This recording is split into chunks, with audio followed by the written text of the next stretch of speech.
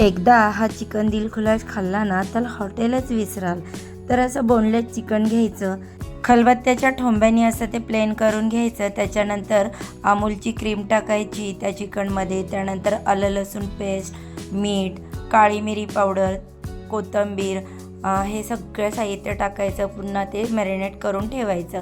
त्यानंतर मोझरेला चीज, अमूल चीज, कोथिंबीर आणि चिली फ्लेक्स हे सगळं एकत्र मिक्स करून घ्यायचं आणि आपण जे मॅरिनेट केलेलं चिकन होतं त्याच्यामध्ये असं ठेवायचं आणि त्या चिकनचा रोल बनवायचा आणि तो टूथपिकनी पॅक करायचा। अशाच प्रकारे आपल्याला सगळे हे चिकनचे रोल बनवून घ्यायचे आणि टूथपिकने ते पॅक करायचे। त्यानंतर एक मोठा तवा घ्यायचा, तो गरम करायचा आणि त्याच्यावरती बटर जे आहे तर ते सगळीकडे स्प्रेड करून घ्यायचं।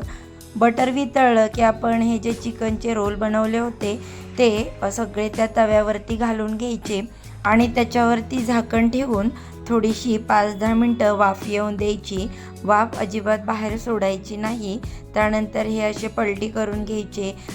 तुमच्याकडे जर चिमटा असेल तर त्यांनी अलटी पलटी करून छान असे भाजून घ्यायचे। तर तयार झाला आपला हा चिकन दिलखुलास आणि तो तुम्ही कोणत्याही सॉसबरोबर खाऊ शकता। कसा वाटला व्हिडिओ? आवडला तर लाईक करा,